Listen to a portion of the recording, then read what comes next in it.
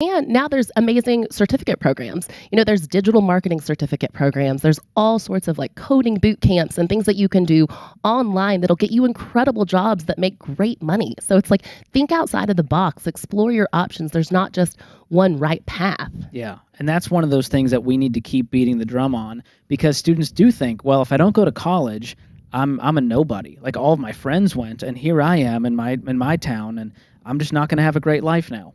Well, and what's crazy is that trade school, that's still a great option. The trades are not going away. And the thing is no matter how hard the economy gets, no matter what the world looks like, we still need electricians. We still need plumbers. So it's like, college isn't the only right route. It's the right route for a lot of people, but the right route for a lot of people is also going to be trade school. It's going to be all these different options that are out there. So it's important to figure out, what is right for you, what is right for your student, even if it doesn't look like what everybody else does. Yeah. And one of the problems is we live in such a comparison culture, and it's so much about your status and social media.